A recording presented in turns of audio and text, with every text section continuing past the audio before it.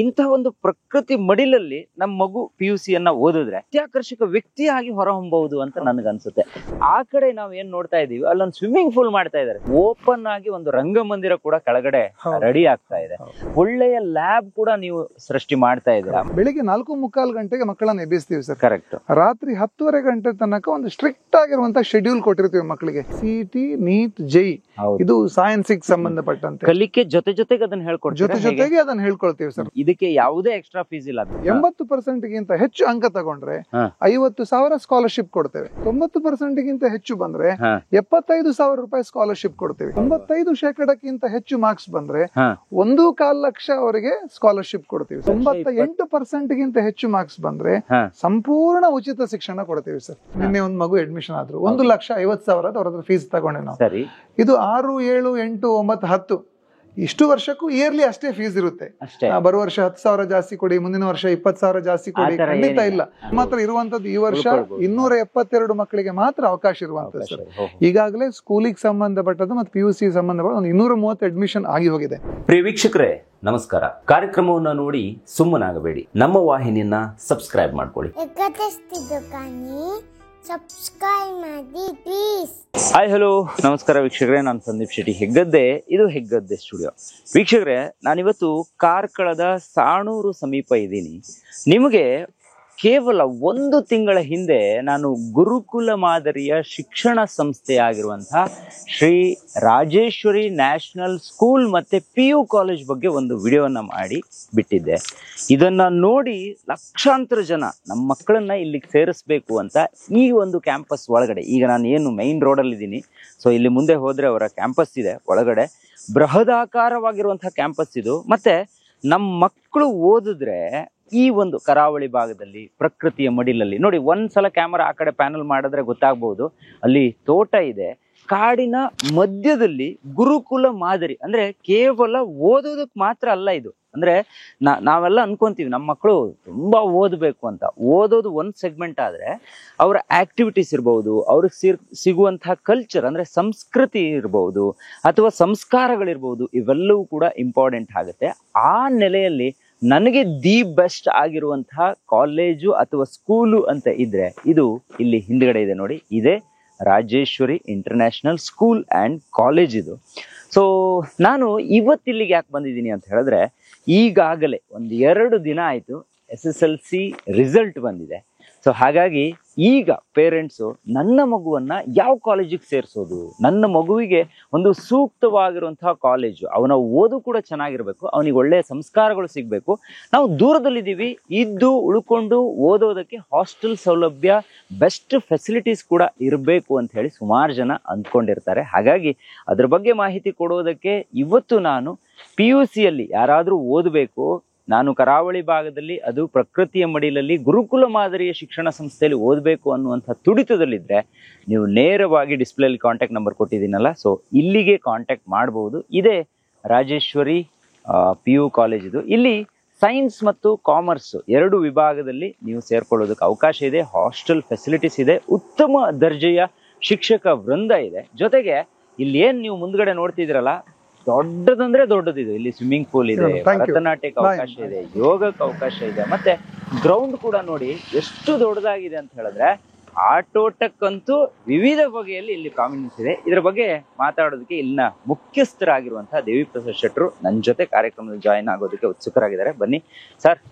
ನಮಸ್ಕಾರ ಸರ್, ಹೇಗಿದ್ದೀರಿ? ನಮಸ್ಕಾರ, ಚೆನ್ನಾಗಿದ್ದೀನಿ sir. Welcome to Rajeshwari campus. Yes sir. ಬೆಳಿಗ್ಗೆ 6 ಗಂಟೆಗೆ ಬಸ್ ಅನ್ನ ಬೆಂಗಳೂರಿಂದ ಇಲ್ಲಿಗೆ ಬಂದು ಇಳಿದಾಗ ಫಸ್ಟ್ ನನ್ನನ್ನು ವೆಲ್ಕಮ್ ಮಾಡಿದ್ದೆ ಕ್ಯಾಂಪಸ್ ಒಳಗಡೆ ನವಿಲು. ಹೌದು. ಸೊ ನವಿಲು ಕುಣಿದಾಡ್ತಿತ್ತು, ಅದರ ವಿಜುವಲ್ಸ್ ಅನ್ನು ತಗೊಂಡಿದ್ದೀನಿ ನಾನು. ನಾವೆಲ್ಲ ಸಿಟಿಲಿ ಆ ಟ್ರಾಫಿಕ್, ಆ ಧೂಳು, ಆ ಗುಜಲಿಗೆ ಸಿಕ್ಕಾಕೊಂಡು ನಮ್ಮ ನೆಮ್ಮದಿಯನ್ನೇ ಕಳ್ಕೊಂಡ್ ಬಿಟ್ಟಿದೀವಿ. ನಮ್ಮ ಮಕ್ಕಳಿಗೆ ಏನಾದ್ರು ಒಳ್ಳೇದನ್ನ ಕೊಡ್ಬೇಕು ಅಂತ ಹುಡುಕಾಟದಲ್ಲಿದ್ದೀವಿ. ಸೊ ಎಲ್ಲೋ ಒಂದ್ ಕಡೆ ನನಗೆ ಕಾರ್ಕಳದ ಸಾಣೂರಿಗೆ ಬಂದ್ರೆ ಇಲ್ಲಿ ನೋಡಿ, ಹಿಂದ್ಗಡೆ ನೋಡಿ ನೀವು, ಒಂಥರ ಏನ್ ಇವರು ಕಾಡ ಮಧ್ಯದಲ್ಲಿ ನಿಂತಿದಾರ ಅಂತ ಅನ್ನಿಸ್ಬೇಕು, ಆ ರೀತಿ ಇದೆ. ಇಂಥ ಒಂದು ಪ್ರಕೃತಿ ಮಡಿಲಲ್ಲಿ ನಮ್ಮ ಮಗು PUC ಓದಿದ್ರೆ ನಿಜವಾಗಿಯೂ ಆತ ಮುಂದೆ ಅತ್ಯಾಕರ್ಷಕ ವ್ಯಕ್ತಿಯಾಗಿ ಹೊರಹೊಮ್ಮಬಹುದು ಅಂತ ನನ್ಗನ್ಸುತ್ತೆ. ಸರ್, ನಿಮಗೆ ಏನ್ ಅನ್ಸುತ್ತೆ ಈ? ಖಂಡಿತ ಸಂದೀಪಣ್ಣ, ನಾವು ಕಳೆದ ವಿಡಿಯೋನಲ್ಲಿ ಬಹಳಷ್ಟು ಸ್ಕೂಲ್ ಬಗ್ಗೆ ಎಲ್ಲ ನಾವು ಮಾತನಾಡಿದ್ವಿ. ಹೌದು. ಸೊ ಈ ಸ್ಕೂಲ್ ಮತ್ತು PUC ಎರಡನ್ನು ನಾವು ತಗೊಂಡ್ರೆ PUC ಅನ್ನುವಂಥದ್ದು ಬಹಳ ಮಹತ್ವದ್ದು ಒಂದು ಜಂಕ್ಷನ್ ಅಂತ ಹೇಳ್ಬೋದು ಲೈಫ್ ಅಲ್ಲಿ. ಒಟ್ಟು ಮನುಷ್ಯನ ಒಂದು ಶೈಕ್ಷಣಿಕ ಜೀವನದಲ್ಲಿ SSLC ಹಂತದವರೆಗೆ ಒಂದು ಭಾಗ. ಹೌದು. ಈಗ PUC ಬಂದ ನಂತರ PUC ಒಂದು ಬಹಳಷ್ಟು ಮಹತ್ವದ್ದು ಒಂದು ಭಾಗ. ಈಗ ನೀವು ಸ್ಕೂಲಲ್ಲಿ ಎಲ್ಲೋ ಏನೊಂದ್ ಸ್ವಲ್ಪ ವ್ಯತ್ಯಾಸ ಆಗಿದೆ ಅಂತ ಹೇಳಿದ್ರೆ ಅದನ್ನ ಸರಿ ಮಾಡೋದಕ್ಕೆ, ಸರಿಪಡಿಸ್ಕೊಳ್ಳೋದಕ್ಕೆ ಅವಕಾಶ ಇರುವಂತಹ ಒಂದು ಏಕೈಕ ಕಾಲಘಟ್ಟ ಯಾವುದು ಅಂತ ಹೇಳಿದ್ರೆ ಅದು PUC ಶಿಕ್ಷಣ. ಬದುಕು ಯಾವ ಮಾರ್ಗದಲ್ಲಿ ಹೋಗ್ಬೇಕು ಅನ್ನುವಂಥದ್ದನ್ನು PUC ನಿರ್ಧಾರ ಮಾಡುತ್ತೆ. ಹೌದು ಹೌದು. ಇಲ್ಲಿ ನಾವು ಸರಿಯಾದ ಪ್ರಯತ್ನವನ್ನು ಮಾಡ್ಲಿಲ್ಲ, ಸರಿಯಾದ ವಿದ್ಯಾಸಂಸ್ಥೆ ನಮ್ಗೆ ಸಿಗ್ಲಿಲ್ಲ, ಸರಿಯಾದ ಟೀಚರ್ಸ್ ಸಿಗ್ಲಿಲ್ಲ ಅಂತ ಹೇಳಿದ್ರೆ ಯಾವ ದಾರಿನಲ್ಲಿ ನಾವು ಹೋಗ್ಬೇಕಾಗಿತ್ತು ಅದು ಬಿಟ್ಟು ಇನ್ಯಾವುದೋ ದಾರಿಯನ್ನು ಹಿಡ್ಕೊಳ್ಳುವಂತಹ ಸಾಧ್ಯತೆ ಇರ್ತದೆ. ಹಾಗಾಗಿ ಬಹಳ ಹಿಂದಿನಿಂದಲೂ ನಾನು ಈ PUC ಶಿಕ್ಷಣಕ್ಕೆ ಬಹಳಷ್ಟು ಮಹತ್ವವನ್ನು ಕೊಟ್ಕೊಂಡು ಬಂದಂತದ್ದು. ನಾನು ಬೇರೆ ಒಂದು ವಿದ್ಯಾಸಂಸ್ಥೆನಲ್ಲಿ ಕೆಲಸ ಮಾಡ್ತಿರ್ಬೇಕಾದ್ಲೂ ಇದೇ ಮಾತುಗಳನ್ನ ನಾನು ಹೇಳ್ತಾ ಇದ್ದೆ ನಮ್ಮ ವಿದ್ಯಾರ್ಥಿಗಳ ಹತ್ರ, ಪೋಷಕರ ಹತ್ರ. ಯಾಕೆ ಇಲ್ಲಿ 2 ವರ್ಷ ಒಂಥರ ತಪಸ್ಸಿನ ತರ ಸರ್ ಇದು. 2 ವರ್ಷ ಹಿಂದೆಲ್ಲ ನಾವು ವಿಶ್ವಾಮಿತ್ರ, ವಸಿಷ್ಠರು ಎಲ್ಲ ತಪಸ್ ಮಾಡಿದ್ದನ್ನು ಕೇಳಿದ್ವಿ, ವರ್ಷಾನುಗಟ್ಲೆ ತಪಸ್ ಮಾಡುವಂಥದ್ದು. ಈ ಕಾಲಘಟ್ಟದಲ್ಲಿ ಯಾವುದು ತಪಸ್ಸು ಅಂತ ಹೇಳಿದ್ರೆ PUC ಹಂತದಲ್ಲಿ 2 ವರ್ಷ ಸರಿಯಾದ ದಿಕ್ಕಿನಲ್ಲಿ, ಸರಿಯಾದ ರೀತಿನಲ್ಲಿ ಓದಿನ ಕಡೆ ಗಮನವನ್ನು ಕೊಟ್ಟು ಬೇರೆ ಯಾವ ರೀತಿಯ ಆಕರ್ಷಣೆಗಳಿಗೆ ಕೂಡ ಒಳಗಾಗದೆ. ಇವತ್ತು ನಾವು ನೋಡ್ತಾ ಇದೀವಿ ಸಮಾಜದಲ್ಲಿ ಬೇಕಾದಷ್ಟು ಆಕರ್ಷಣೆಗಳಿದೆ. ಮೊಬೈಲ್ ಇದೆ, ಟಿವಿ ಇದೆ, ಸಿನಿಮಾ, ಮತ್ತೊಂದು ಮಗದೊಂದು, ಒಂದಷ್ಟು ಮುಂದೆ ಹೋಗಿ ಡ್ರಗ್ಸ್, ಗಾಂಜಾ, ಈ ರೀತಿದ್ದು ಕೂಡ ಸಮಸ್ಯೆಗಳನ್ನ ನಾವು ಸಮಾಜದಲ್ಲಿ ನೋಡ್ತಾ ಇದ್ವಿ. ಹಾಗಾಗಿ ಬಂದ್ರೆ ಅದು ಯಾವುದು ಕೂಡ ಇರೋದಿಲ್ಲ ನೋಡಿ. ಈಗ ಸದ್ಯಕ್ಕೆ ನಿಂತಿರೋದು ನಾವು ಈ ಒಂದು ಮೈದಾನದಲ್ಲಿ. ನಾನು ಲಾಸ್ಟ್ ವಿಡಿಯೋದಲ್ಲಿ ಇವ್ರನ್ನ ಕೇಳಿದ್ವಿ, ಯಾಕೆ ಸರ್ ಇಷ್ಟು ದೊಡ್ಡ ಮೈದಾನ ಅವಶ್ಯಕತೆ ಇದೆಯಾ ಕೇಳಿದ್ರೆ, ಇಲ್ಲಿಗೆ ಬಂದಿರುವಂತ ಪ್ರತಿ ಮಗು ಆಟ ಆಡ್ಬೇಕು ಸರ್, ಅವನಿಗೆ ಎಕ್ಸರ್ಸೈಸ್ ಆಗ್ಲೇಬೇಕು. ಬೆಳಿಗ್ಗೆ ಎದ್ದು ಅವನು 5 ಗಂಟೆಗೆ ಎದ್ದು ಯೋಗ ಮಾಡೋದ್ರಿಂದ ಹಿಡಿದು ಆತ ವಾಪಸ್ ಹೋಗಿ ಮಲಗೋ ತನಕ ಅವನ ಆಕ್ಟಿವಿಟೀಸ್ ಅಲ್ಲಿ ಅವ್ನು ತುಂಬಾ ಬ್ಯುಸಿ ಆಗಿರ್ತಾನೆ. ಹಾಗಾಗಿ ಟಿವಿ ನೋಡೋಕೆ ಟೈಮ್ ವೇಸ್ಟ್ ಮಾಡೋದು, ಮೊಬೈಲ್ ಹಿಡ್ಕೊಂಡು ಟೈಮ್ ವೇಸ್ಟ್ ಮಾಡೋದು, ಇದು ಯಾವುದಕ್ಕೂ ಕೂಡ ಅವಕಾಶ ಇಲ್ಲ. ದೇವಿ ಪ್ರಸಾದ್ ಶೆಟ್ಟರ್ ನನಗೆ ಹೆಂಗೆ ಗೊತ್ತು ಅಂತ ಹೇಳಿದ್ರೆ, ಅವ್ರು ಒಂಥರ ಸ್ಟ್ರಿಕ್ಟ್ ವ್ಯಕ್ತಿ. ಅವ್ರನ್ನ ನೀವು ಏನ್ ಸ್ಕ್ರೀನ್ ಮೇಲೆ ನೋಡ್ತಿದ್ದೀರಾ, ಅವರಿಗೆ ಮಗುವನ್ನ ಹೇಗೆ ಹ್ಯಾಂಡಲ್ ಮಾಡಬೇಕು, ತನ್ನ ತಂಡವನ್ನ ಹೇಗೆ ಪ್ರಬಲವಾಗಿ ಇರಿಸ್ಕೋಬೇಕು, ಎಲ್ಲವೂ ಕೂಡ ಗೊತ್ತು. ಹಾಗಾಗಿ ಇಲ್ಲಿರುವಂತಹ ಅಷ್ಟು ಟೀಚರ್ಸ್ಗಳು ಕೂಡ ಪರಿಪಕ್ವತೆಯಲ್ಲಿದ್ದಾರೆ ಸರ್. ಒಬ್ಬೊಬ್ಬರನ್ನ ಭೇಟಿ ಆದಾಗ್ಲೂ ಕೂಡ ಆ ವಿಚಾರ ನನಗೆ ಸರಿಯಾಗಿ ನೆಲೆಗಟ್ಟಾಯ್ತು. ಮತ್ತೆ ಆ ಕಡೆ ನಾವು ಏನ್ ನೋಡ್ತಾ ಇದೀವಿ, ಅಲ್ಲೊಂದು ಸ್ವಿಮ್ಮಿಂಗ್ ಪೂಲ್ ಮಾಡ್ತಾ ಇದ್ದಾರೆ ಸರ್. ಇದು ಅವಶ್ಯಕತೆ ಇದೆಯಾ ಕೇಳಿದ್ರೆ ಅದು ಕೂಡ ಬೇಕು ಸರ್ ಅಂತಾನು ಕೂಡ ನೀವು ಲಾಸ್ಟ್ ವಿಡಿಯೋದಲ್ಲಿ ಹೇಳಿದ್ರೆ. ಆಮೇಲೆ ಓಪನ್ ಆಗಿ ಒಂದು ರಂಗಮಂದಿರ ಕೂಡ ಕೆಳಗಡೆ ರೆಡಿ ಆಗ್ತಾ ಇದೆ. ಸೊ ಪ್ರತಿ ಮಗುವಿಗೆ ಇಲ್ಲಿ ಕಲೆ ಅಂದ್ರೆ ಬಣ್ಣ ಹಚ್ಚೋದಕ್ಕೆ ಕೂಡ ಅವಕಾಶ ಇದೆ, ಕಲೆಯಲ್ಲಿ ತೊಡಗಿಸ್ಕೊಳ್ಳೋದಕ್ಕೂ ಅವಕಾಶ ಇದೆ.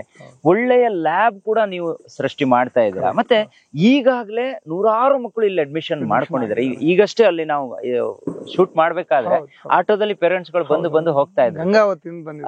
ನೋಡಿ ಎಷ್ಟೆಷ್ಟು ದೂರದಿಂದ ವಿದ್ಯಾರ್ಥಿಗಳು ಅವರ ತಂದೆ ತಾಯಿ ಮಕ್ಕಳನ್ನ ಕರ್ಕ ಬರ್ತಿದ್ದಾರೆ ಅಂತ ಹೇಳಿದ್ರೆ ಸರ್ ಇಂದಾನೆ ಆ ಮಾಹಿತಿಯನ್ನು ತಗೋಣ. ಸರ್, ಈಗ ಎಲ್ಲಾ ಭಾಗದಿಂದನೂ ಕೂಡ ಜನ ಇಲ್ಲಿಗೆ ಬರ್ತಿದ್ದಾರೆ, ನೋಡ್ತಿದ್ದಾರೆ. ಕ್ಯಾಂಪಸ್ ನೋಡಿ ಅಂತ ನಾವು ಲಾಸ್ಟ್ ಟೈಮ್ ಹೇಳಿದ್ದಕ್ಕೂ ಏನೋ ಗೊತ್ತಿಲ್ಲ, ಬಂದು ನೋಡಿ ನನ್ ಮಗುವನ್ನ ಸೇರಿಸಿದ್ರೆ ಇಲ್ಲೇ ಸೇರಿಸ್ಬೇಕು ಅಂತ ನನಗೂ ಒಂದಿಷ್ಟು ಜನ ವೈಯಕ್ತಿಕವಾಗಿ ಫೋನ್ ಮಾಡಿ ಹೇಳಿದ್ರು. ಸರ್, ನಿಮ್ಮ ಪ್ರಕಾರ ಈ ಕ್ಯಾಂಪಸ್ ಅಲ್ಲಿ ಏನೇನೆಲ್ಲ ಬರುತ್ತೆ ಸರ್? ಈ ಕ್ಯಾಂಪಸ್ ಅಲ್ಲಿ ಸರ್, ಈಗ ನೀವು ಹೇಳಿದಾಗೆ ನಾವು ಈ ಮೈದಾನದಲ್ಲಿ ನಿಂತಿದ್ದೇವೆ. ಅನೇಕರಿಗೆ ಪ್ರಶ್ನೆ, ನಿಮ್ ಮನಸ್ಸಲ್ಲಿ ಬಂದ ಹಾಗೆ ಅನೇಕರಿಗೆ ಈ ಪ್ರಶ್ನೆ ಬಂದಿದೆ, ಯಾಕೆ ಇಷ್ಟೆಲ್ಲ ಮೈದಾನ, ಇಷ್ಟೆಲ್ಲ ಈಗ ಜಾಗಕ್ಕೆ ಸಿಕ್ಕಾಪಟ್ಟೆ ರೇಟ್ ಇದೆ, ಈ ರೀತಿ ಇಷ್ಟು ಜಾಗ, ಸುಮಾರು ಒಂದು 2.5 ಎಕರೆ ಜಾಗವನ್ನು ನೀವು ಮೈದಾನಕ್ಕಾಗಿ ಇಟ್ಟಿದ್ದೀರಲ್ಲ ಅಂತ ಹೇಳಿ. ನೋಡಿ ಸಂದೀಪ್ ಅಣ್ಣ, ನಾನು ಮೊದ್ಲೇ ಹೇಳಿದೆ PUC ಅನ್ನುವಂಥದ್ದು ಒಂದು ತಪಸ್ಸಿನ ತರ ಅಂತ ಹೇಳಿ. ಬೆಳಿಗ್ಗೆ 4:45 ಗಂಟೆಗೆ ಮಕ್ಕಳನ್ನ ಎಬ್ಬಿಸ್ತೀವಿ ಸರ್. ರಾತ್ರಿ 10:30 ಗಂಟೆ ತನಕ ಒಂದು ಸ್ಟ್ರಿಕ್ಟ್ ಆಗಿರುವಂತ ಶೆಡ್ಯೂಲ್ ಕೊಟ್ಟಿರ್ತೀವಿ ಮಕ್ಕಳಿಗೆ. ಬೆಳಿಗ್ಗೆ 1:30 ಗಂಟೆ ಓದ್ಬೇಕು, 8:30 ಗಂಟೆಯಿಂದ 5:30 ಗಂಟೆ ತನಕ ಕ್ಲಾಸ್ ಅಲ್ಲಿ ಸಿಕ್ಕಾಪಟ್ಟೆ ಒತ್ತಡ ಇರುತ್ತೆ ಮಕ್ಕಳಿಗೆ. ಬಹುಶಃ ಕೆಲವೊಮ್ಮೆ ನಮ್ಗೆ ಬೇಜಾರಾಗುತ್ತೆ, ನಾವು ಈ ವಯಸ್ಸಲ್ಲಿ ಒಂದು ಹದಿಹರೆಯದಲ್ಲಿ ಮಕ್ಕಳ ಮೇಲೆ ಈ ರೀತಿ ಒತ್ತಡವನ್ನು ಹಾಕ್ತಾ ಇದ್ದೀವಲ್ಲ ಅಂತ ಹೇಳಿ. ಬಟ್ ಇದು ಅನಿವಾರ್ಯ, ಕಾಲದ ಅನಿವಾರ್ಯತೆ ಅದು. ಸೊ ಸಂಜೆ 5:30 ಗಂಟೆ ತನಕ ಕ್ಲಾಸ್ ಆದ್ರೆ ಆಮೇಲೆ ಮತ್ತೆ ರಾತ್ರಿ 8 ಗಂಟೆಯಿಂದ 10:30 ಗಂಟೆ ತನಕ 2.5 ಗಂಟೆ ಕೂರಿಸಿ ಓದಿಸ್ತೇವೆ. ಇದ್ರ ನಡುವೆ ಪರೀಕ್ಷೆಗಳು, ವಾರದಲ್ಲಿ ಒಂದೊಂದು ಪರೀಕ್ಷೆ ಮಾಡ್ತೀವಿ ಸರ್. ಇವತ್ತು CET ಇರ್ಬೋದು, ನೀಟ್ ಇರ್ಬೋದು, JEE ಇರ್ಬೋದು, ಇದೆಲ್ಲವೂ ಕೂಡ ಯಾವುದರ ಮೇಲೆ ಅವಲಂಬಿತ ಆಗಿದೆ ಅಂತ ಹೇಳಿದ್ರೆ, ಶಿಕ್ಷಕ ಕೊಡುವಂತಹ ಟೀಚಿಂಗ್ ಒಂದು ಭಾಗ ಆದ್ರೆ ಬಹಳ ಮುಖ್ಯವಾದಂತ ಭಾಗ ಇರುವಂತದ್ದು ಎಷ್ಟು ಹೆಚ್ಚು ಪರೀಕ್ಷೆಗಳನ್ನ ನಾವು ಅಟೆಂಡ್ ಮಾಡಿದ, ಮಾಕ್ ಟೆಸ್ಟ್ಗಳು, ಹೆಚ್ಚು ಕ್ವಶನ್ಸ್ ಗಳನ್ನು ಸಾಲ್ವ್ ಮಾಡಿದ, ಅದರ ಮೇಲೆ ಆತನ ರ್ಯಾಂಕ್ ನಿರ್ಧಾರ ಆಗಿರುತ್ತೆ. ಸೊ ಈ ರೀತಿ ಬೆಳಗ್ಗೆಯಿಂದ ರಾತ್ರಿ ತನಕ ಒಂದು ಒತ್ತಡದಲ್ಲಿರ್ತಾರೆ. ಸೊ ಈ ಒತ್ತಡದಿಂದ ಅವ್ರು ಹೊರಗೆ ಬರಬೇಕು ಅಂತ ಹೇಳಿದ್ರೆ ಒಂದು ಪರಿಹಾರ ಇರುವಂತದ್ದು ಯೋಗ. ಯೋಗ ಅದಕ್ಕೋಸ್ಕರ ಅಲ್ಲಿ ಒಂದು ಯೋಗ ಕೇಂದ್ರವನ್ನು ಮಾಡಿದೀವಿ ಸರ್. ನೀವು ಆಗ್ಲೇ ಬೆಳಿಗ್ಗೆ ಬರ್ತಾ ನೀವು ನೋಡಿದ್ರೆ ಅದನ್ನು. ಇನ್ನೊಂದಿರುವಂತದ್ದು ಆಟ ಆಡುವಂಥದ್ದು. ನಾವು ಇಲ್ಲಿ ಸಂಜೆ ಆಟ ಆಡಿಸುವಂತದ್ದು ಅವನನ್ನೊಂದು ದೊಡ್ಡ ಆಟಗಾರ ಮಾಡಬೇಕು ಅಂತ ಅಲ್ಲ ಸರ್. ಆತನಿಗೆ ಒಂದು ಬದುಕಲ್ಲಿ ಒಂದು ಆತ್ಮವಿಶ್ವಾಸ ನಿರ್ಮಾಣ ಆಗ್ಬೇಕು. ವಿವೇಕಾನಂದರು 100 ವರ್ಷ ಹಿಂದೆ ಹೇಳಿದ್ರು sound mind in a sound body ಅಂತ ಹೇಳಿ. ಅದು ಸಾರ್ವಕಾಲಿಕ ಸತ್ಯ ಸಂದೀಪ್ ಅಣ್ಣ ಅದು. ಸೊ ಆತನ ಮೈಂಡ್ ಗಟ್ಟಿ ಇರ್ಬೇಕು ಅಂತ ಹೇಳಿದ್ರೆ ಫಿಸಿಕಲಿ ಆತ ಸ್ಟ್ರಾಂಗ್ ಇರ್ಬೇಕು. ಕನಿಷ್ಠ 1 ಗಂಟೆ ಆತ ಆಟ ಆಡ್ಬೇಕು. ಅದಕ್ಕೋಸ್ಕರ ಈ ಆಟದ ಮೈದಾನ, ಸ್ವಿಮ್ಮಿಂಗ್ ಪೂಲ್. ಮನುಷ್ಯನ ಆರೋಗ್ಯವನ್ನು ಚೆನ್ನಾಗಿ ಇಟ್ಕೊಳ್ಳೋಕೆ ಬೆಸ್ಟ್ ಯಾವ್ದು ಅಂತ ಹೇಳಿದ್ರೆ ಸ್ವಿಮ್ಮಿಂಗ್. ಎಲ್ಲ ವೈದ್ಯರು ಹೇಳುವಂತದ್ದು ಅದನ್ನೇ, ತಾವು ಕೂಡ ಕೇಳಿರ್ತೀರಿ ಬಹಳಷ್ಟು. ತಾಯಿ ಹೊಟ್ಟೆಯಲ್ಲಿ ಇರ್ಬೇಕಾದ್ರೆ ನೀರಲ್ಲೇ ಇರ್ತೀವಿ. ಸೊ ಈಗಲೂ ಕೂಡ ನಮ್ಮ ಬಾಡಿಲಿ 75% ನೀರೇ ಇದೆ. ಸೊ ನಮ್ಮ ಆರೋಗ್ಯ ಚೆನ್ನಾಗಿರ್ಬೇಕು ಅಂತ ಹೇಳಿದ್ರೆ ನಾವು ಮತ್ತೆ ನೀರಿಗೆ ಇಳಿಬೇಕು ಅಂತ ಹೇಳಿ ಡಾಕ್ಟರ್ ಹೇಳೋದು. ಆ ಕಾರಣಕ್ಕೋಸ್ಕರ ಸ್ವಿಮ್ಮಿಂಗ್ ವಾರದಲ್ಲಿ ಒಂದೊಂದು ಗಂಟೆ. ದಿನಾ ಸ್ವಿಮ್ಮಿಂಗ್ ಮಾಡಿ ಸುಸ್ತು ಮಾಡ್ಕೊಳ್ಳೋದಲ್ಲ, ಕನಿಷ್ಠ ಒಂದು ವಾರದಲ್ಲಿ ಒಂದು 2 hours ಸ್ವಿಮ್ಮಿಂಗ್. ಈ ರೀತಿ ಯೋಗ, ಆಟದ ಮೈದಾನ, ಸ್ವಿಮ್ಮಿಂಗ್, ಈ 3 ಚಟುವಟಿಕೆಗಳನ್ನು ಮಕ್ಕಳಿಗೆ ಪಾರ್ಟ್ ಆಫ್ ದಿ ಎಜುಕೇಶನ್ ಆಗಿ ಕೊಡ್ತಾ ಇದೀವಿ ಸರ್. ಎರಡನೇದ್ದು ಸಾಂಸ್ಕೃತಿಕ ಚಟುವಟಿಕೆಗಳು. ಅನೇಕರಿಗೆ ಅನ್ಸುತ್ತೆ ಇವ್ರು ಇಡೀ ದಿವಸ ಇವ್ರನ್ನ ಆಟ ಆಡಿಸ್ತಾರೆ, ಕುಣಿಸ್ತಾರೆ. ಖಂಡಿತ ಆತರ ಇಲ್ಲ. ಅದಕ್ಕೊಂದು ಶೆಡ್ಯೂಲ್ ಇದೆ. ವಾರದಲ್ಲಿ 1 ಗಂಟೆ ಡ್ಯಾನ್ಸ್ ಆರ್ ಮ್ಯೂಸಿಕ್. ಅದು ಯಾಕೆ ಅಂತ ಹೇಳಿದ್ರೆ ಈ ಡ್ಯಾನ್ಸ್ ಮತ್ತು ಮ್ಯೂಸಿಕ್ ಅನ್ನುವಂಥದ್ದು ಒಂದು ಸೈನ್ಸ್ ಸರ್. ಅನೇಕರಿಗೆ ಅದು ಗೊತ್ತಿಲ್ಲ. ಇವತ್ತು ನಾವು ಅದನ್ನ ಮನೋರಂಜನೆ ಅಂತ ತಗೊಂಡಿದೀವಿ sir, but it's not a recreation. ಇದೊಂದು ಸಂಸ್ಕೃತಿ ಮತ್ತು ಮನಸ್ಸಿನ ಆರೋಗ್ಯವನ್ನು ಕಾಪಾಡಿಕೊಳ್ಳಿಕ್ಕಿರುವಂತಹ ಬಹಳ ದೊಡ್ಡ ಒಂದು ಪರಿಹಾರ ಇದು. ಮನಸ್ಸನ್ನು ಸ್ವಚ್ಛವಾಗಿ ಇಟ್ಕೊಳ್ಳೋದಕ್ಕೆ ಕಾನ್ಸಂಟ್ರೇಷನ್. ಇವತ್ತಿನ ಏನು ಈ ಸ್ಪರ್ಧಾತ್ಮಕವಾದಂತಹ ಏನು ಇದೆಲ್ಲ ಎಕ್ಸಾಮ್ಸ್ ಗಳಿದೆ, ಇದನ್ನ ಚೆನ್ನಾಗಿ ಮಾಡಬೇಕು ಅಂತ ಹೇಳಿದ್ರೆ, ಇದನ್ನ ಸಕ್ಸೆಸ್ ಮಾಡಬೇಕು ಅಂತ ಹೇಳಿದ್ರೆ ಕಾನ್ಸಂಟ್ರೇಷನ್ ಇಸ್ ವೆರಿ ಇಂಪಾರ್ಟೆಂಟ್. ಏಕಾಗ್ರತೆ ಅನ್ನುವಂಥದ್ದು ಬಹಳಷ್ಟು ಮುಖ್ಯ ಸರ್. ಅದಕ್ಕೋಸ್ಕರ ಈ ಡ್ಯಾನ್ಸ್, ಮ್ಯೂಸಿಕ್, ಈ ತರದ ಚಟುವಟಿಕೆಗಳು. ಈಗ ನೀವು ಹೇಳಿದ್ರಿ ಇಲ್ಲಿ ಸೈನ್ಸ್ ಮತ್ತೆ ಕಾಮರ್ಸ್ ಎರಡಕ್ಕೂ ಕೂಡ ಅವಕಾಶ ಇದೆ ಅಂತ. ಸೈನ್ಸ್ ಅಂತ ಬಂದಾಗ ಲ್ಯಾಬ್ ತುಂಬಾ ಇಂಪಾರ್ಟೆಂಟ್ ಆಗುತ್ತೆ. ಮತ್ತೆ CET, ನೀಟ್, JEE ಇವೆಲ್ಲ ಎಕ್ಸಾಮ್ಸ್ ಗಳನ್ನ ಮಕ್ಕಳು ಪ್ರಿಪೇರ್ ಆಗ್ಬೇಕಾಗಿರುತ್ತೆ. ಸೊ ಅದಕ್ಕೆ ಎಷ್ಟು ಪ್ರಿಫರೆನ್ಸ್ ಇದೆ ಸರ್ ಇಲ್ಲಿ? ಬಹಳಷ್ಟು ದೊಡ್ಡ ಮಹತ್ವ ಇದೆ ಸರ್. ಇವತ್ತು PUC ಅನ್ನುವಂಥದ್ದು NCERT ಇವತ್ತೇನು ಸ್ಟೇಟ್ ಸಿಲೆಬಸ್ ಎಕ್ಸಾಮ್ಸ್ ಏನ್ ಬರಿತೇವೆ ಅದು ಒಂದು ಭಾಗ. ಬಹಳಷ್ಟು ಪರಿಣಾಮಕಾರಿ ಭಾಗ ಯಾವುದು ಅಂತ ಹೇಳಿದ್ರೆ CET, ನೀಟ್, JEE. ಇದು ಸೈನ್ಸ್ ಸಂಬಂಧಪಟ್ಟಂತೆ ಕಲಿಕೆ ಜೊತೆಗೆ ಅದನ್ನ ಹೇಳ್ಕೊಡ್ತೀವಿ. ಜೊತೆಗೆ ಅದನ್ನ ಹೇಳ್ಕೊಳ್ತೀವಿ ಸರ್. ನಾವು ಎಕ್ಸ್ಟ್ರಾ ಫೀಸ್ ಇಲ್ಲ. ಎಕ್ಸ್ಟ್ರಾ ಫೀಸ್ ಏನಿಲ್ಲ. ನಾವೇನ್ ಫೀಸ್ ತಗೊಳ್ತೀವಿ ಅದರಲ್ಲೇ ಇದನ್ನ ಪ್ರಾರಂಭದಲ್ಲೇ ಹೇಳ್ಬಿಡೋಣ. ಇದಕ್ಕೆ ಯಾವುದೇ ಎಕ್ಸ್ಟ್ರಾ ಫೀಸ್ ಇಲ್ಲ. ಬೇರೆ ಎಲ್ಲ ಕಡೆ ಏನಾಗುತ್ತೆ ಅದಕ್ಕೆ ಅಂತ ಸಪರೇಟ್ ಫೀಸ್ ಅನ್ನ ಎತ್ತಿಡೋದು, ಆತರ ಫೆಸಿಲಿಟೀಸ್ ಗಳೆಲ್ಲ ಇದೆ. ಸೊ ಇಲ್ಲಿ CET, ನೀಟ್, JEE ಆ ತರದ ಯಾವುದೇ ಎಕ್ಸ್ಟ್ರಾ ಫೀಸ್ ಇರೋದಿಲ್ಲ. ನಿಮ್ಮ ಕಲಿಕೆ ಜೊತೆಗೆ ಅದನ್ನ ಹೇಳ್ಕೊಡೋ ಪ್ರಯತ್ನವನ್ನ ಸರ್ ಅವರು ಮಾಡ್ತಿದ್ದಾರೆ. ಮತ್ತೆ ಇಲ್ಲಿ ಏನೋ ದೊಡ್ಡ ಫೀಸ್ ಇದೆ ಅಂತ ಏನಿಲ್ಲ ಸರ್. ನನಗ್ ಬಂದ ಮಾಹಿತಿ ಪ್ರಕಾರ ಕೊನೆಯ ಬಾರಿ ನಾನು ವಿಡಿಯೋ ಮಾಡಿ ಹೋದಾಗ ನೀವೆಷ್ಟೋ ಜನರಿಗೆ ಬಡತನದಲ್ಲಿದ್ದಾರೆ, ಆಮೇಲೆ ಫೀಸು ಜಾಸ್ತಿ ಆಗಲ್ಲ ಅನ್ನೋ ಕಾರಣಕ್ಕೆ ಎಷ್ಟೋ ಕಡಿಮೆ ಮಾಡಿ ಅವರಿಗೆ ಸೀಟನ್ನ ಮಾಡ್ಕೊಟ್ಟಿದ್ದಾರೆ. ಈ ಭಾಗದ ಅಷ್ಟು ಸ್ಕೂಲ್ ಕಾಲೇಜ್ಗಳು ನನಗೆ ಗೊತ್ತು. ಆದ್ರೆ ಅವೆಲ್ಲಕ್ಕಿಂತ ಡಿಫ್ರೆಂಟ್ ನಿಮ್ದು ಯಾಕೆ ಆಗುತ್ತೆ ಅಂತ ಹೇಳಿದ್ರೆ ಬಹುಶಃ ಫೀಸ್ ಸ್ಟ್ರಕ್ಚರ್ ಅಲ್ಲಿ ಅನ್ನೋದು ಬಹಳ ಮುಖ್ಯವಾದ ಅಂಶ ಸರ್. ಒಂದು ಸಂದೀಪಣ್ಣ, ಫೀಸ್ ಬಗ್ಗೆ ಹೇಳ್ಬೇಕು ಅಂತ ಹೇಳಿದ್ರೆ ಇಷ್ಟು ಅತ್ಯಾಧುನಿಕವಾಗಿರುವಂತಹ ಮತ್ತು ಸುಂದರವಾದಂತಹ ಕ್ಯಾಂಪಸ್ ಅನ್ನು ನಿರ್ಮಾಣ ಮಾಡಿದ್ದೇವೆ. ಒಂದು. ಎರಡನೇದ್ದು ಟೀಚರ್ಸ್. ಈ ಭಾಗದ ಉತ್ಕೃಷ್ಟ ಟೀಚರ್ಸ್ ಅನ್ನು ಆಯ್ಕೆ ಮಾಡಿದ್ದೀವಿ. ಅವರಿಗೆ ಬೆಸ್ಟ್ ಪೇ ಕೊಡ್ತಾ ಇದ್ವಿ. ಇಷ್ಟೆಲ್ಲ ಇದ್ರೂ ಕೂಡ ಅತ್ಯಂತ ನಾಮಿನಲ್ ಆಗಿರುವಂತಹ ಫೀಸ್ ಸ್ಟ್ರಕ್ಚರ್ ಇಟ್ಟಿದ್ದೇವೆ. ಇಲ್ಲಿ ಒಬ್ಬ ಸಾಮಾನ್ಯ ಹುಡುಗ PUC ಓದ್ಬೇಕು ಅಂತ ಹೇಳಿದ್ರೆ ಆತನಿಗೆ ಆಗುವಂತ ಫೀಸ್ ಎಷ್ಟು ಅಂತ ಹೇಳಿದ್ರೆ ಟೋಟಲ್ ಇಡೀ ವರ್ಷದ ಖರ್ಚು. ಅದರಲ್ಲಿ ಈಗ CET, NEET, JEE coaching classes ಬಂತು. ಕಾಮರ್ಸ್ ನವರಿಗೆ CA ಮತ್ತು CS ನಂತಹ ಕೋಚಿಂಗ್ ಕ್ಲಾಸ್ಗಳು ಬಂತು. ಅದೆಲ್ಲವೂ ಸೇರಿ ಊಟ ತಿಂಡಿ ಜೊತೆಗೆ 2.5 ಲಕ್ಷ ರೂಪಾಯಿ ಖರ್ಚು ಬರುತ್ತೆ ಸರ್. ಆದ್ರೆ ಮಗು 80% ಗಿಂತ ಹೆಚ್ಚು ಅಂಕ ತಗೊಂಡ್ರೆ 50,000 ಸ್ಕಾಲರ್ಶಿಪ್ ಕೊಡ್ತೇವೆ. ಕೇವಲ 2 ಲಕ್ಷ ಫೀಸ್. ಮಗುವಿದ್ದು ಪರ್ಸೆಂಟೇಜ್ 90% ಗಿಂತ ಹೆಚ್ಚು ಬಂದ್ರೆ 75,000 ರೂಪಾಯಿ ಸ್ಕಾಲರ್ಶಿಪ್ ಕೊಡ್ತೇವೆ. ಅದರ ಅರ್ಥ ವರ್ಷಕ್ಕೆ ಕೇವಲ 1,75,000 ಖರ್ಚು ಬರುವಂತದ್ದು. 95% ಹೆಚ್ಚು ಮಾರ್ಕ್ಸ್ ಬಂದ್ರೆ 1.25 ಲಕ್ಷ ಅವರಿಗೆ ಸ್ಕಾಲರ್ಶಿಪ್ ಕೊಡ್ತೀವಿ ಸರ್. ಅಂದ್ರೆ ಅವ್ರು ಕಟ್ಟಬೇಕಾಗಿರುವಂತದ್ದು ಕೇವಲ 1,25,000 ರೂಪಾಯಿ. 98% ಗಿಂತ ಹೆಚ್ಚು ಮಾರ್ಕ್ಸ್ ಬಂದ್ರೆ ಸಂಪೂರ್ಣ ಉಚಿತ ಶಿಕ್ಷಣ ಕೊಡ್ತೀವಿ ಸರ್. ಫುಲ್ ಫ್ರೀ ಕೊಡ್ತೀವಿ, ಇನ್ಕ್ಲೂಡಿಂಗ್ ಯೂನಿಫಾರ್ಮ್, ಫುಡ್, ಈ ತರದನ್ನು ಕೂಡ ಉಚಿತವಾಗಿ ಕೊಡ್ತೇವೆ ಸರ್. ಈ ರೀತಿ ಇದನ್ನ ಯಾಕೆ ನಾವು ವಿಶೇಷವಾಗಿ ಇಟ್ಟಿದ್ದೀವಿ ಅಂತ ಹೇಳಿದ್ರೆ, ಸಾಮಾನ್ಯವಾಗಿ ನಮ್ಮ ದಕ್ಷಿಣ ಕನ್ನಡ ಉಡುಪಿ ಜಿಲ್ಲೆ ಅಂತ ತಗೊಂಡ್ರೆ ಬೇರೆ ಬೇರೆ ಫೀಸ್ ಸ್ಟ್ರಕ್ಚರ್ಗಳು ಬೇರೆ ಬೇರೆ ಕಾಲೇಜ್ಗಳಲ್ಲಿ ಇದೆ ಸರ್. ಕೆಲವು ಕಾಲೇಜಲ್ಲಿ 5 ಲಕ್ಷ ಇದೆ, ಕೆಲವು ಕಾಲೇಜಲ್ಲಿ 4 ಲಕ್ಷ ಇದೆ, ಕೆಲವು ಕಾಲೇಜಲ್ಲಿ 3 ಲಕ್ಷ ಇದೆ. ನಂದೊಂದು ಮೊದಲಿಂದ ಆಸೆ ಏನು ಅಂತ ಹೇಳಿದ್ರೆ ಎಲ್ಲ ವರ್ಗದ ಜನರು ಇಲ್ಲಿ ಓದ್ಲಿಕ್ಕೆ ಬರುವಂತ ಒಂದು ವಾತಾವರಣ ನಮ್ಮಲ್ಲಿ ಇರ್ಬೇಕು. ಅದು ಎಲ್ಲ ದೃಷ್ಟಿಯಿಂದಲೂ ಕೂಡ. ವಿಶೇಷವಾಗಿ ಫೀಸ್, ಒಬ್ಬ ಮಧ್ಯಮ ವರ್ಗದವ ಇದ್ದಾನೆ, ಒಳ್ಳೆ ಓದ್ತಾನೆ ಆತ, ಬಟ್ ದೊಡ್ಡ ಫೀಸ್ ಕಟ್ಟಿ ಅವನಿಗೆ ಓದ್ಲಿಕ್ಕೆ ಸಾಧ್ಯ ಇಲ್ಲ. ಆತನಿಗೆ ನಮ್ಮಲ್ಲಿ ಅವಕಾಶ ಇದೆ. ಅವನೊಂದು 95% ಗಿಂತ ಹೆಚ್ಚು ಮಾರ್ಕ್ಸ್ ತಗೊಂಡ್ರೆ, ಈಗ ತಾನೇ ನೀವಾಗ ಬಂದಾಗ 97% ಅವರು ಬಂದು ಹೋದ್ರು. ಅವರು ಭಾರಿ ಬಡತನದಲ್ಲಿ ಇರುವಂತದ್ದು. ಇಲ್ಲಿ 1.25 ಲಕ್ಷ ಫೀಸ್ ಅಂದಾಗ ಭಾರಿ ಆಶ್ಚರ್ಯ ಆಯ್ತು. ಅವ್ರು ಕೇಳಿದ್ರು, ಸರ್ ಇಷ್ಟು ಹೇಳಿದ್ರೆ ಬೇರೆ ಯಾವ್ದು ಕಟ್ಲಿಕ್ಕೆ ಇಲ್ವಾ? ಸ್ಪೋರ್ಟ್ಸ್ಗೆ ಎಷ್ಟಾಗ್ತದೆ, CET-ಗೆ ಎಷ್ಟಾಗ್ತದೆ, NEET-ಗೆ ಎಷ್ಟು, ಇದೆಲ್ಲ ಕೇಳಿದ್ರು. ಆಗ ನಾನು ಹೇಳಿದೆ ಬೇರೆ ಯಾವ ಎಕ್ಸ್ಟ್ರಾ ಚಾರ್ಜಸ್ ಇಲ್ಲ, ಉತ್ಕೃಷ್ಟವಾದಂತ ಕೋಚಿಂಗ್ ಕೂಡ ಇದೇ ಫೀ ಸ್ಟ್ರಕ್ಚರ್ ಅಲ್ಲಿ ನಾವು ಕೊಡ್ತಾ ಇದ್ದೀವಿ ಅನ್ನೋದು ಮಾತನ್ನು ಹೇಳಿದೆ. ಭಾರಿ ಸಂತೋಷ ಪಟ್ರು. ನನ್ನ ಅಪೇಕ್ಷೆ ಇರುವಂತದ್ದು, ನಮ್ಮ ಉದ್ದೇಶ ಇರುವಂತದ್ದು ಅದೇ ಸರ್. ಎಲ್ಲ ವರ್ಗದ ಜನರು ಬರಬೇಕು, ಶ್ರೀಮಂತರು ಬರಬೇಕು, ಬಡವರು ಬರಬೇಕು, ಮಧ್ಯಮ ವರ್ಗದವರು ಬರಬೇಕು, ಎಲ್ಲರೂ ಬಂದು ಇಲ್ಲಿ ಒಂದು ಸುಂದರವಾದಂತಹ ದೇಶವನ್ನು ಕಟ್ಟುವಂತಹ ಒಂದು ಬುನಾದಿ ಇಲ್ಲಿಂದ ಪ್ರಾರಂಭ ಆಗ್ಬೇಕು. ನಾವೆಲ್ಲರೂ ಕೂಡ ಒಂದ್ ಸ್ವಲ್ಪ ರಾಷ್ಟ್ರೀಯ ಸ್ವಯಂ ಸೇವಕ ಸಂಘದ ಬ್ಯಾಕ್ ಗ್ರೌಂಡ್ ಇಂದ ಬಂದಂತವ್ರು. ನಾವು ಯಾವಾಗ್ಲೂ ಯೋಚನೆ ಮಾಡೋದು ದೇಶ ಮತ್ತು ಧರ್ಮ ಅಂತ ಹೇಳಿ. ಒಬ್ಬ ಒಂದು ಹುಡುಗನಿಗೆ ಒಳ್ಳೆಯ ಶಿಕ್ಷಕನನ್ನಾಗಿ ಮಾಡಿದ್ರೆ ಅದೇ ದೇಶ ಕಟ್ಟುವಂತ. ಸೊ ಆ ಹಿನ್ನೆಲೆಯಲ್ಲಿ ಈ ಕ್ಯಾಂಪಸ್ ಅನ್ನು ಬಿಲ್ಡಪ್ ಮಾಡಿದ್ದೇವೆ. ಅದಕ್ಕೆ ಪೂರಕವಾಗಿರುವಂತಹ ವ್ಯವಸ್ಥೆಗಳನ್ನು ಮಾಡಿದ್ದೇವೆ. ನೀವು ಹೇಳಿದ್ರಿ ಈ ಕೋಚಿಂಗ್ ಎಲ್ಲ ಹೇಗೆ ಏನ್ ವ್ಯವಸ್ಥೆ ಮಾಡಿದ್ದೀರಿ ಅಂತ ಹೇಳಿ. ಇಲ್ಲಿ 2 ಸಿಸ್ಟಮ್ಸ್ ಮಾಡಿದೀವಿ ಸರ್. ಒಂದು ರೆಗ್ಯುಲರ್ ಕ್ಲಾಸಸ್ ಅನ್ನು ನಡೆಸುವಂತ ಟೀಚರ್ಸ್, ಉತ್ಕೃಷ್ಟವಾದಂತ ಟೀಚರ್ಸ್ ಇದ್ದಾರೆ ಸರ್. ಯಾರೋ ಸಾಮಾನ್ಯ ಟೀಚರ್ ಅಂತ ತಗೊಂಡಿಲ್ಲ. 4 ತಿಂಗಳ ಹಿಂದೆ ಇಂಟರ್ವ್ಯೂ ಮಾಡಿದ್ದೇವೆ ಸರ್. ಇಂಟರ್ವ್ಯೂ ಮಾಡಿ ಒಂದೊಂದು ಸಬ್ಜೆಕ್ಟಿಗೆ ಒಂದು 50 ಜನ 60 ಜನ ಇಂಟರ್ವ್ಯೂ ಬಂದಂತವರನ್ನು ಅದರಲ್ಲಿ ಫಿಲ್ಟರ್ ಮಾಡಿ ಮಾಡಿ ಮಾಡಿ ಬೆಸ್ಟ್ ಅನ್ನು ಆಯ್ಕೆ ಮಾಡಿದ್ದೇವೆ.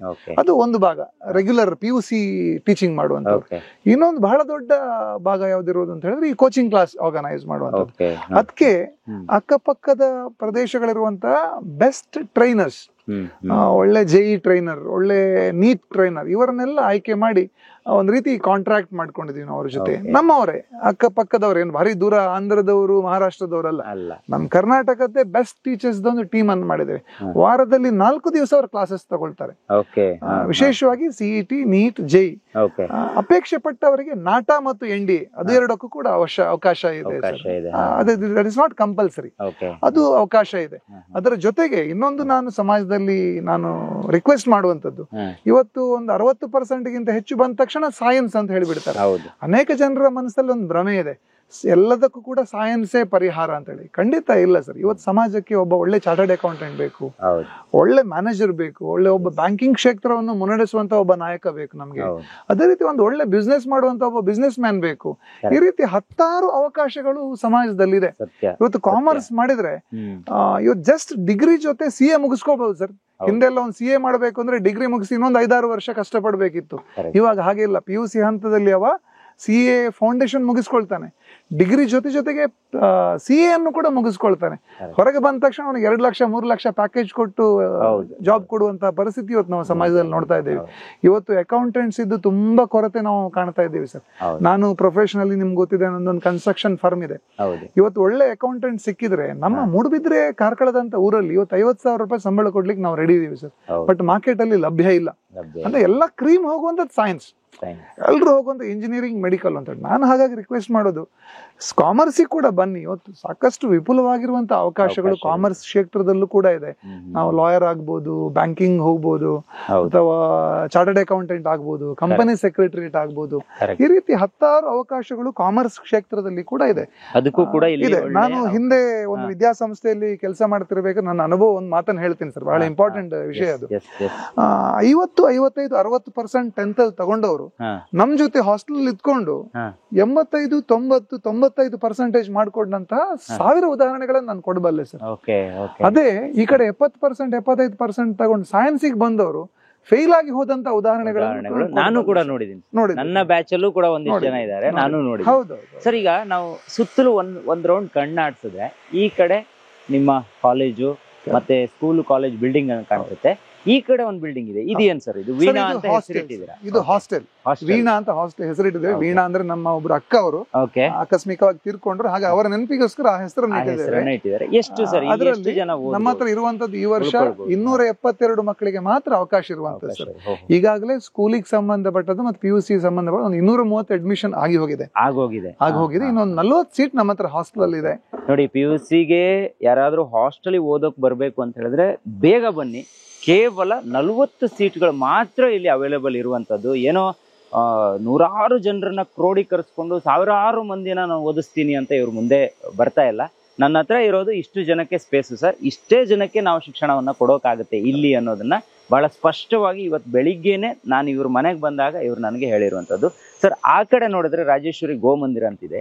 ಸೊ ಇದು ಮಕ್ಕಳಿಗೆ ಯೂಸ್ಫುಲ್ ಆಗ್ಲಿ ಅಂತಾನೆ ಗೋಶಾಲೆ ಮಾಡಿದ್ದ ಹೇಗೆ? ಅಲ್ಲ, ಆಕ್ಚುಲಿ ನಂದು ಗೋ ಸಾಕಾಣಿಕೆ ಅನ್ನುವಂಥದ್ದು ನಂದು ಒಂದು ಪ್ಯಾಷನ್. ನಾನೊಂದು 12 ವರ್ಷಗಳಿಂದ ಅದನ್ನ ನಡೆಸ್ತಾ ಇದ್ದೇನೆ ಸರ್. ಎಲ್ಲ ದೇಸಿ ಹಸುಗಳಿದೆ. ಬಟ್ ಇವಾಗ ಶಾಲೆ ಮಾಡಿದಾಗ ಇದಕ್ಕೆ ಪೂರಕವಾಗಿ ಅದನ್ನ ನಾವು ಬೆಳೆಸ್ತಾ ಇದ್ದೀವಿ. ಸೊ ಮಕ್ಕಳಿಗೆ ನಾನು ಪ್ರಾರಂಭದಲ್ಲಿ ಹೇಳಿದಾಗ ತುಂಬಾ ಪ್ರೆಷರ್ ಅಲ್ಲಿ ಇರ್ತಾರೆ. ಮಕ್ಕಳಿಗೆ ಒಂಥರ ಕುದುರೆಗೆ ಇದು ಕಟ್ತಾರಲ್ಲ ಅಂತ ಸೈಡ್ಗೆ ಆ ಕಡೆ ಈ ಕಡೆ ಆ ತರ ಈಗಿನ ವ್ಯವಸ್ಥೆ ನಡೀತಾ ಇದೆ. ಬಟ್ ಇಲ್ಲಿ ಬಂದಾಗ ಮಕ್ಕಳು ಸ್ವಲ್ಪ ಜಗತ್ತನ್ನು ನೋಡ್ಬೇಕು ಸರ್. ಹಳ್ಳಿ ಹೇಗಿರುತ್ತೆ ಅನ್ನೋದ್ರ ಅನುಭವ ಪಡ್ಕೋಬೇಕು.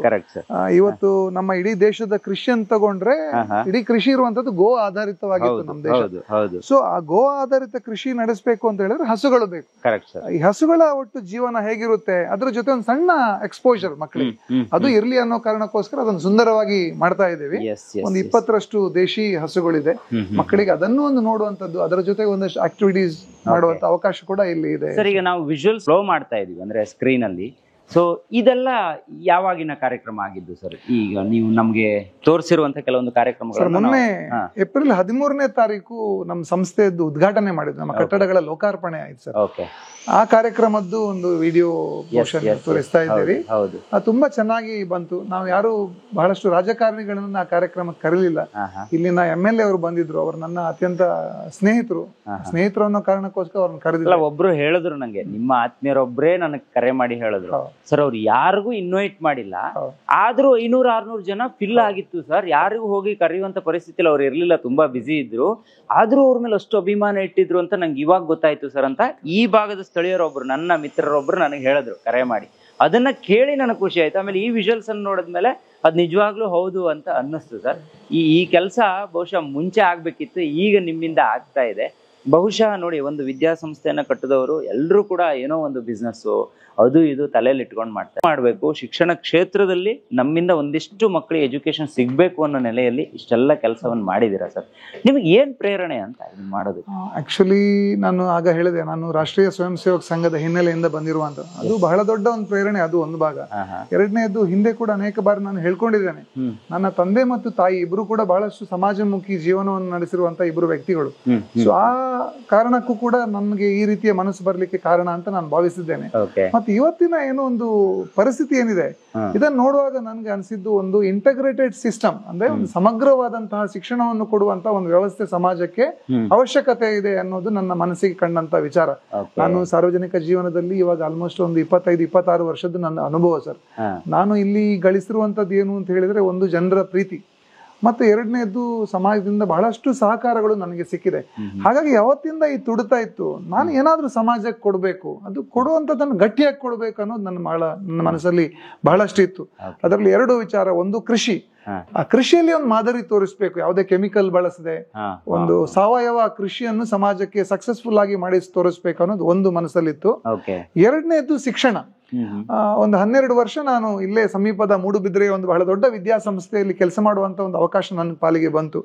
ಬಹಳಷ್ಟು ದೊಡ್ಡ ಅನುಭವ ಸಿಕ್ತು, ಅಲ್ಲಿ ಒಂದು ಒಳ್ಳೆ ಅನುಭವ ಸಿಕ್ತು. ಆ ಅನುಭವದ ಆಧಾರದಲ್ಲಿ ಸಮಾಜಕ್ಕೆ ಒಂದು ಒಳ್ಳೆ ವಿದ್ಯಾಸಂಸ್ಥೆಯನ್ನು ಕಟ್ಟಿ ಕೊಡಬೇಕು ಅನ್ನೋದು ನಂದು ಒಂದು ಅಪೇಕ್ಷೆ ಮನಸ್ಸಲ್ಲಿ ಬಂತು ಸರ್. ಆ ಕಾರಣಕ್ಕೋಸ್ಕರ ಇವತ್ತು ಈ ವಿದ್ಯಾಸಂಸ್ಥೆ ಮೂಡಿದೆ. ಇಲ್ಲಿ 1ನೇ ಕ್ಲಾಸಿಂದ PUC ತನಕದ್ದು ಶಿಕ್ಷಣ ಲಭ್ಯ ಇದೆ. ಅದರಲ್ಲಿ 4ನೇ ಕ್ಲಾಸಿಂದ 12ನೇ ಕ್ಲಾಸ್ ವರೆಗೆ PUC ವರೆಗೆ ಕೂಡ ಹಾಸ್ಟೆಲ್ ವ್ಯವಸ್ಥೆ ಇದೆ. ವಿಶೇಷವಾಗಿ ನಾವು ಫೋಕಸ್ ಮಾಡುವಂತದ್ದು ಹಾಸ್ಟೆಲ್ಗೆ. ಯಾರು ಲೋಕಲ್ಸ್ ಅಪೇಕ್ಷೆ ಪಡ್ತಾರೋ ಬರ್ಬೋದು, ಬಟ್ ಅದನ್ನ ಯಾವ್ದನ್ನ ನಾವು ತುಂಬಾ ಫೋಕಸ್ ಮಾಡ್ತಾ ಇಲ್ಲ. ವಿಶೇಷವಾಗಿ we are focusing on hostels. ಯಾಕಂತ ಹೇಳಿದ್ರೆ ಹಾಸ್ಟೆಲ್ ಅಲ್ಲಿ 24 ಗಂಟೆ ಮಕ್ಕಳು ನಮ್ಗೆ ಸಿಗ್ತಾರೆ. ಒಂದು ವಿಚಾರ ಕೇಳ್ತೀನಿ, ಇದನ್ನ ನಾನು ಕೇಳಲೇಬೇಕು ಅಂತ ಅನ್ಕೊಂತೀನಿ. ನಮ್ಮ ಆಫೀಸ್ಗೆ ಕೆಲವರು ಕರೆ ಮಾಡಿದವರು ಹೇಳ್ತಾರೆ, ಸರ್ ನನ್ನ ಮಗು ತುಂಬಾ ಹಾರ್ಷ್ ಆಗಿದ್ದಾನೆ, ಮೊಬೈಲು TV ಬಿಟ್ಟು ಹೊರಗಡೆ ಬರೋದೇ ಇಲ್ಲ, ನಮಗೆಲ್ಲಾದ್ರೂ ಒಂದು ಉತ್ತಮವಾಗಿರುವಂಥ ಹಾಸ್ಟೆಲ್ ಫೆಸಿಲಿಟೀಸ್ ಇರುವಂಥ ಸ್ಕೂಲು ಕಾಲೇಜು ಬೇಕು ಅಂತ ಒಂದಿಷ್ಟು ಜನ ಕೇಳೋರನ್ನ ನಮ್ಮ ಕಚೇರಿಯಲ್ಲೂ ಕೂಡ ನಾನು ನೋಡಿದ್ದೀನಿ. ನಮ್ಮನ್ನ ಅರಸ್ಕೊಂಡು ಬಂದು ಅವ್ರು ಇಂಥ ವಿಚಾರಗಳನ್ನ ಹೇಳ್ತಾರೆ. ಸರ್ ಆ ಥರ ಅಡಿಕ್ಟ್ ಆಗಿರುವಂಥ ಮಕ್ಕಳು, ಈಗ ಫೋನ್ ಅಡಿಕ್ಟ್ ಆಗಿರ್ಬೋದು, TV ಆಗಿರ್ಬೋದು, ಅಥವಾ ಬೇರೆ ಏನೋ ಓದೋದಿಲ್ಲ, ನಾನು ತುಂಬಾ ಡಲ್ ಇದ್ದೀನಿ ಅನ್ನುವಂಥ ಮಕ್ಕಳಿಗೂ ಕೂಡ ಇಲ್ಲಿಗೆ ಬಂದ್ರೆ ಬಹುಶಃ ಅವ್ರ ಭವಿಷ್ಯ ಸುಂದರವಾಗಿರ್ಬೋದು ಸರ್.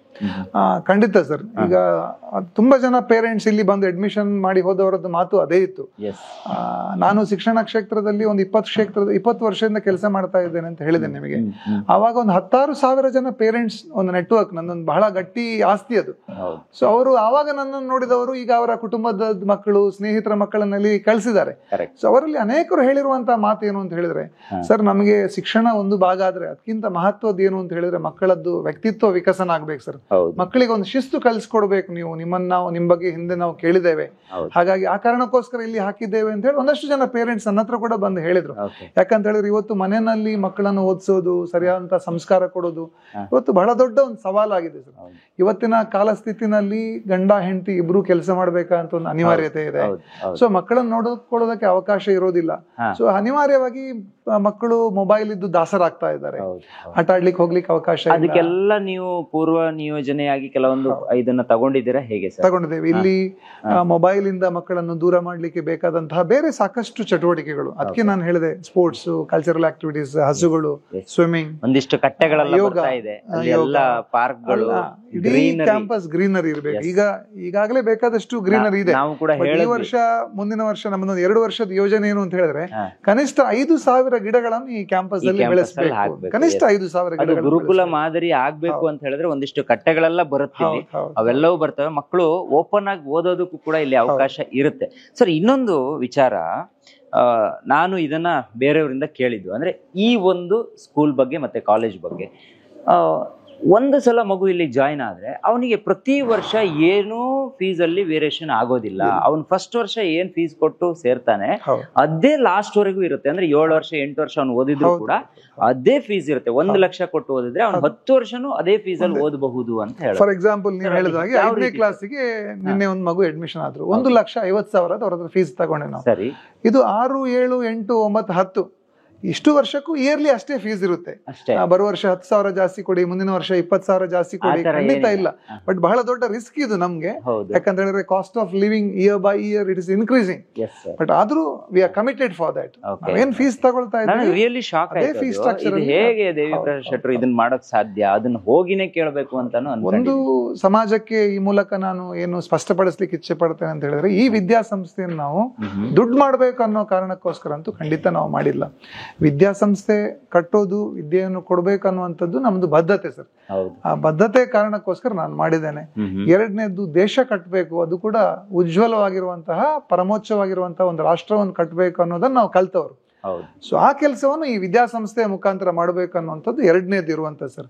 ಸೊ ಈ ಎರಡು ಬಹಳ ಸ್ಪಷ್ಟವಾದಂತ ವಿಚಾರಗಳು. ಒಂದು ನಮ್ದು ಸಾಮಾಜಿಕ ಬದ್ಧತೆ, ಎಜುಕೇಶನ್ ಬಗೆಗಿರುವಂತ ಒಂದು ಬದ್ಧತೆ, ಕಮಿಟ್ಮೆಂಟ್. ಎರಡನೇದ್ದು ದೇಶದ ಬಗೆಗಿರುವಂತ ಬದ್ಧತೆ. ಈ 2 ಕಾರಣಗಳನ್ನು ಇಟ್ಕೊಂಡು ಈ ವಿದ್ಯಾಸಂಸ್ಥೆಯನ್ನು ಮಾಡಿದ್ದೀವಿ. ಜೊತೆಗೆ ಬಹಳಷ್ಟು ದೂರದಿಂದ ಪೇರೆಂಟ್ಸ್ ಬರ್ತಾ ಇದ್ದಾರೆ. ಗಂಗಾವತಿ, ಕೊಪ್ಪಳ, ಬೀದರ್, ರಾಯಚೂರು, ಬೆಂಗಳೂರು, ಹೊಸದುರ್ಗ, ಚಿತ್ರದುರ್ಗ, ದಾವಣಗೆರೆ, ಹೊನ್ನಾಳಿ, ಇಂಥ ಎಲ್ಲ ಪ್ರದೇಶದಿಂದ ಈ ಕಡೆ ಬರ್ತಾ ಇದ್ದಾರೆ. ಸೊ ಇದು ನಮ್ಮ ಜವಾಬ್ದಾರಿಯ ಪ್ರಜ್ಞೆಯನ್ನು ಬಹಳಷ್ಟು ಗಟ್ಟಿ ಮಾಡ್ತಾ ಇದೆ. ಅಷ್ಟು ದೂರದಿಂದ ನಮ್ಮ ಮೇಲೆ ವಿಶ್ವಾಸ ಇಟ್ಟು ಬಂದಾಗ ನಾವು ಅವರಿಗೆ ನ್ಯಾಯ ಕೊಡುವಂಥದ್ದು ನಮ್ದು ಅಟ್ಮೋಸ್ಟ್ ಡ್ಯೂಟೀಸ್ ಇರೋದು. ಹಾಗಾಗಿ ಆ ನೆಲೆಯಲ್ಲಿ 100ಕ್ಕೆ 100 ಭಾಗ ನಾವು ನ್ಯಾಯ ಕೊಡ್ಲಿಕ್ಕೆ ನಾವು ಬದ್ಧರಾಗಿದ್ದೇವೆ. ಇಲ್ಲಿ ನಾನು ಒಬ್ಬ ಫ್ರಂಟಲ್ಲಿ ಬರುವಂತ ಫೇಸ್, ನನ್ನ ಹಿಂದೆ ಒಂದು ಬಹಳ ದೊಡ್ಡ ಟೀಮ್ ಇದೆ. ಅದು ನಮ್ಮ ಟೀಚರ್ಸ್ ಮತ್ತು ನಾನ್ ಟೀಚಿಂಗ್ ಸ್ಟಾಫ್. ಬಹಳಷ್ಟು ಕಮಿಟೆಡ್ ಆಗಿರುವಂತಹ ಟೀಚರ್ಸ್ ಮತ್ತು ನಾನ್ ಟೀಚಿಂಗ್ ಸ್ಟಾಫ್ ಅನ್ನು ನಾವು ಆಯ್ಕೆ ಮಾಡಿದ್ದೇವೆ. ಇನ್ನೊಂದು ಅನೇಕ ಜನ ಪೇರೆಂಟ್ಸ್ ಅಲ್ಲಿರುವಂತಹ ಆತಂಕ, ಉದಾಹರಣೆ ನನ್ನ ಮಗುವನ್ನು ಕೂಡ ಈ ರೀತಿ ಒಂದು ಹಾಸ್ಟೆಲ್ಗೆ ಹಾಕಿದಾಗ ಸಹಜವಾಗಿ ಒಂದು ಆತಂಕ ಇರ್ತದೆ. ಸಮಾಜದಲ್ಲಿ ಬೇಕಾದಷ್ಟು ಬೇಡದ ವಿಚಾರಗಳನ್ನು ನಾವೆಲ್ಲ ನೋಡ್ತಾ ಇದ್ದೀವಿ. ಇಲ್ಲಿ safety and security very important. ಅದಕ್ಕೋಸ್ಕರ ಒಂದು ಉತ್ಕೃಷ್ಟ ದರ್ಜೆಯ ಸೆಕ್ಯೂರಿಟಿ ಸಿಸ್ಟಮ್ ಅನ್ನು ನಾವು ಇಲ್ಲಿ ಮಾಡಿದ್ದೇವೆ. ಅದು CCTV ಇರ್ಬೋದು, ಸೆಕ್ಯೂರಿಟಿ ಗಾರ್ಡ್ಸ್ ಇರ್ಬೋದು, ಜೊತೆಗೆ 24 ಗಂಟೆ ಅಲರ್ಟ್ ಆಗಿರುವಂತಹ ಒಂದು ಮ್ಯಾನ್ ಪವರ್, ಅದನ್ನು ಕೂಡ ನಾವು ರೆಡಿ ಮಾಡಿದ್ದೇವೆ ಸರ್. ಹಾಗಾಗಿ 3 ವಿಚಾರಗಳು. ಒಂದು, ಮಕ್ಕಳ ಎಜುಕೇಶನ್ ವೆರಿ ಇಂಪಾರ್ಟೆಂಟ್ ಪಾರ್ಟ್. ಅದು PUC ಬಂದಾಗಂತೂ ಬಹಳಷ್ಟು ಮಹತ್ವದ. ಅಲ್ಲಿ ಎಜುಕೇಶನ್ಗೆ 80%, 20% ಅದರ್ ಆಕ್ಟಿವಿಟೀಸ್. ಸ್ಕೂಲಿಗೆ ಬಂದಾಗ ಒಂದು 40% ಎಜುಕೇಶನ್, ಇನ್ನು 50ರಿಂದ 60% ಪರ್ಸನಾಲಿಟಿ ಡೆವಲಪ್ಮೆಂಟ್. ಇಲ್ಲಿ PUC ಬಂದಾಗ ಎಜುಕೇಶನ್, ಅದ್ಭುತವಾದಂತ ಟೀಚರ್ಸ್, ಅದ್ಭುತವಾದಂತ ವಾತಾವರಣ, ಅದರ ಜೊತೆಗೆ ಆರೋಗ್ಯ, ಅವರಿಗೆ ಅನಾರೋಗ್ಯ ಆದಾಗ ತಕ್ಷಣಕ್ಕೆ ವೈದ್ಯರ ಒಂದು ಲಭ್ಯತೆ ಇರುವ ಹಾಗೆ ನೋಡ್ಕೊಳ್ಳುವಂಥದ್ದು. ಅದೇ ರೀತಿ ಅವರ ಸೆಕ್ಯೂರಿಟಿ, ವಿಶೇಷವಾಗಿ ಹೆಣ್ಮಕ್ಳು ಇವತ್ತು ಸಾಕಷ್ಟು ಸಮಸ್ಯೆಗಳನ್ನು ಗಮನಿಸ್ತಾ ಇದ್ದೀವಿ ನಾವು. ಸೊ ಇಲ್ಲಿ ಒಂದು ಸೇಫ್ ಸಿಸ್ಟಮ್ ಮಾಡಿದ್ದೀವಿ. ಪ್ರತಿಯೊಂದು ಫ್ಲೋರಿಗೆ ಒಬ್ಬರು ವಾರ್ಡನ್ ಇರ್ತಾರೆ.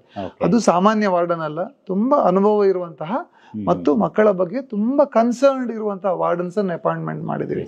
ಸೊ ಈ ರೀತಿ ಎಲ್ಲ ವ್ಯವಸ್ಥೆಗಳನ್ನು ಅತ್ಯಂತ ಚೊಕ್ಕವಾಗಿ ಮತ್ತು ಸಿಸ್ಟಮ್ಯಾಟಿಕ್ ಆಗಿ ಮಾಡಿದ್ದೇವೆ ಸರ್. ನೋಡಿ ವೀಕ್ಷಕರೇ, ನಾನು ಮತ್ತೊಮ್ಮೆ ಇಲ್ಲಿಗೆ ಯಾಕೆ ಬಂದಿದ್ದೆ ಅಂತ ಹೇಳಿದ್ರೆ, ಈಗಷ್ಟೇ SSLC ಎಕ್ಸಾಮ್ ರಿಸಲ್ಟ್ ಬಂದಿದೆ. ಹಾಗಾಗಿ ಈಗ ತುಂಬ ಕನ್ಫ್ಯೂಷನಲ್ಲಿ ನಮ್ಮ ಪೇರೆಂಟ್ಸ್ ಇರ್ತಾರೆ. ಸೊ ಹಾಗಾಗಿ ಅವ್ರಿಗೆ ಹೆಲ್ಪ್ ಆಗಲಿ ಅನ್ನೋ ನೆಲೆಯಲ್ಲಿ ಇವತ್ತು ಇಲ್ಲಿಗೆ ಬಂದು ಈ ವಿಡಿಯೋನ ಮಾಡಿದ್ದೀನಿ. ನಾನು ಏನು ಕ್ಯಾಂಪಸ್ಸನ್ನು ತೋರಿಸಿದ್ದೀನಿ, ನೀವು ಕೂಡ ಒಂದ್ಸಲ ಇದನ್ನು ಕಣ್ತುಂಬಿಕೊಳ್ಬೇಕಂದ್ರೆ ನೇರವಾಗಿ ಕಾರ್ಕಳದ ಸಾಣೂರಿಗೆ ಬರಬಹುದು. ನಿಮಗೆ ಇವ್ರ ಕಾಂಟ್ಯಾಕ್ಟ್ ನಂಬರನ್ನು ಕೊಟ್ಟಿರ್ತೀನಿ, ನೀವು ಕರೆ ಮಾಡಿಯೂ ಬರ್ಬೋದು, ಕರೆ ಮಾಡದೇನೂ ಕೂಡ ಬರ್ಬೋದು. ಎನಿ ಟೈಮ್ ಇವರು ಲಭ್ಯ ಇರ್ತಾರೆ. ಬೇರೆ ಎಲ್ಲಿಗೂ ಕೂಡ ಅವರು ಈಗ ಹೋಗ್ತಾನೆ ಇಲ್ಲ, ಇಲ್ಲೇ ಇದ್ದಾರೆ ಅವರು.